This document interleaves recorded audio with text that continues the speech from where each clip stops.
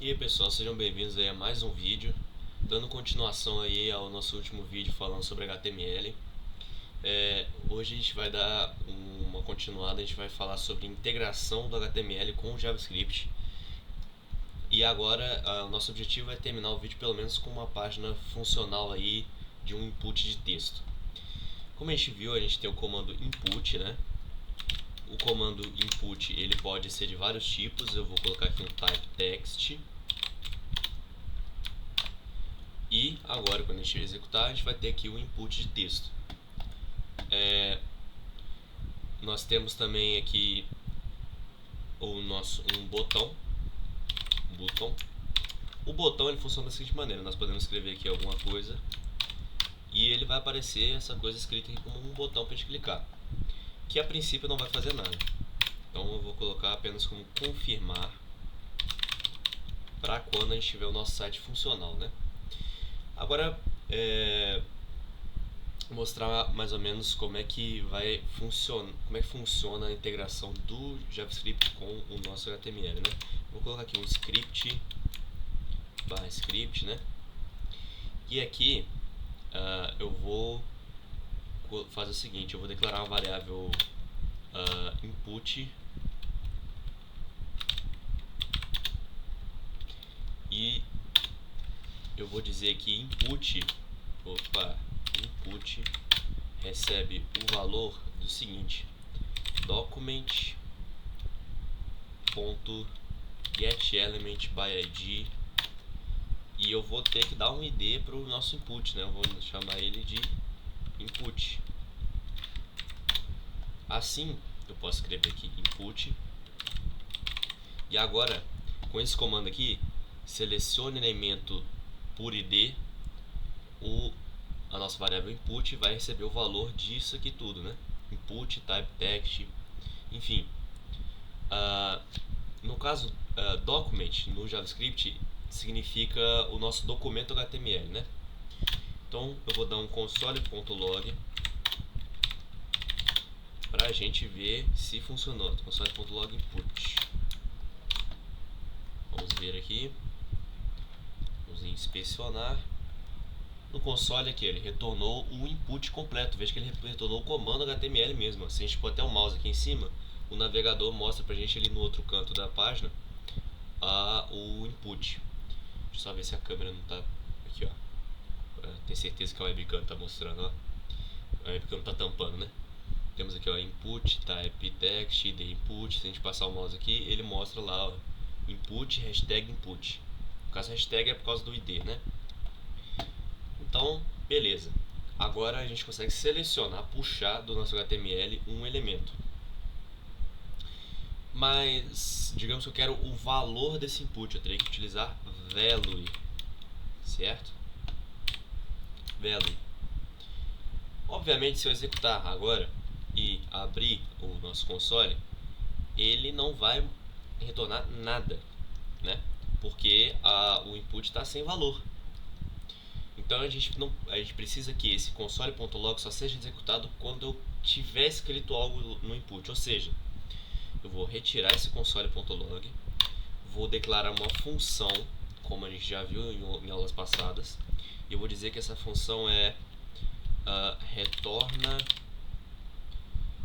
valor input. Ela não vai receber nada e ela vai servir só para console.log o document, o input. Para garantir, vamos deixar isso aqui dentro, porque aí ele vai declarar a variável e puxar o elemento assim que eu clicar no botão, né? Mas como é que eu vou fazer isso? Porque, veja bem, eu tenho a função declarada, mas se eu clicar aqui no botão não vai acontecer nada. Eu preciso colocar nesse botão um atributo onClick. onClick significa que ao clicar eu vou executar alguma coisa. No caso é a função retorna valor input. Vou salvar. E agora eu posso escrever alguma coisa aqui, ó, um teste, clicar em confirmar e vamos ver se funcionou. Aqui, ó, teste, ele retornou o valor desse input. Ok, muito bem. Agora eu quero colocar isso logo abaixo aqui, ó, digamos aqui, escrever aqui embaixo. Como é que eu posso fazer isso? Eu posso criar um parágrafo aqui embaixo, como a gente viu na última aula, um P, colocar um ID aqui, vou chamar esse ID de parágrafo, e aí eu vou criar uma função que vai se chamar, aqui, calma, function escreve input na tela. Ela não vai receber nada. O que ela vai fazer é o seguinte: ela vai primeiro precisar retirar o valor desse input, como a gente já tinha feito, né? Então ela vai declarar let input recebe o valor de document.getElementById input.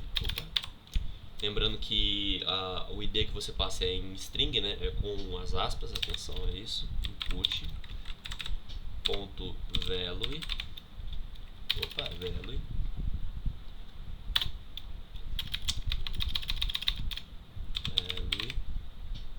Às vezes o VS Code mais atrapalha do que ajuda. Bem, e ele vai fazer isso e ele vai selecionar o valor desse P, ou seja, na verdade eu preciso achar o que está dentro desse P. Como ele não é um input, ele não tem valor em si, ele tem um inner HTML. Então eu vou pegar aqui, ó, document ponto, ou melhor, vamos declarar nessa variável let parágrafo igual document.getElementById parágrafo ponto inner HTML. Show de bola. E agora a gente diz que parágrafo recebe input. Vamos ver se isso aqui vai funcionar. F5, vou escrever aqui teste, confirmar e opa, deu erro. Por quê? Retorna valor input não foi definido. Sim, eu estou falando que ao clicar no botão ele vai executar essa função, só que eu mudei o nome da função, então não vai funcionar. Então eu preciso colocar isso aqui no lugar. Erro meu. Vamos ver se vai funcionar dessa vez. Vou escrever aqui teste, confirmar e não funcionou. Bom, vamos entender o porquê. Eu estou declarando que o input vai se tornar isso, colocando isso numa variável, e eu estou dizendo que uma variável é igual a outra. Isso não vai afetar no código em si, porque eu estou só trocando valor de variável aqui no meio, né? O que eu teria que fazer, se eu não me engano, é isso aqui.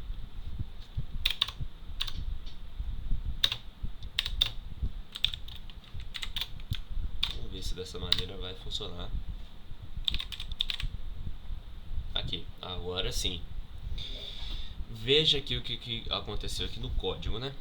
Eu disse que o input vai ser o valor desse input aqui, e eu disse que o inner HTML dessa parte do HTML vai receber o valor do input. Isso tudo vai acontecer quando essa função for chamada, e essa função vai ser chamada quando eu clicar no botão de confirmar. Então eu escrevo aqui teste, clico em confirmar e ele vai confirmar aqui. Digamos que eu mude isso aqui para Hello World. Clicar em confirmar e ele vai mudar esse P para Hello World. Mas digamos que eu queira que eu queira não tirar o outro, né? Eu quero criar um P aqui. Aí nós teremos que usar um outro comando que é para inserir elementos no nosso HTML. Se você pode ver isso naquele site do W3 School, né? Com a documentação do JavaScript, e a partir dali você pode ver que existem diversos tipos de comando que integram o HTML com o JavaScript. Nós temos o get aqui document.get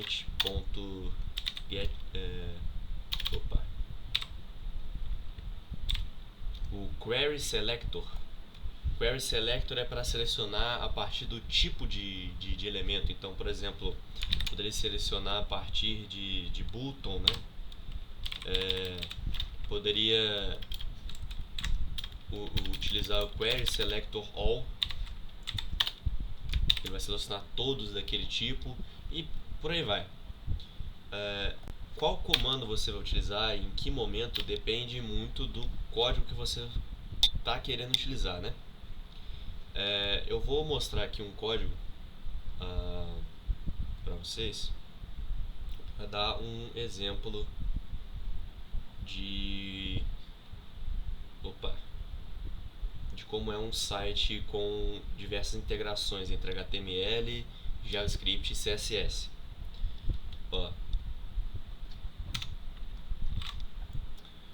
Deixa eu abrir a pasta aqui. Open File. Esse aqui.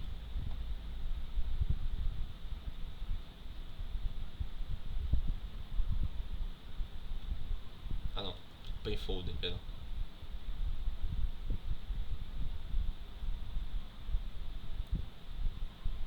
Aqui.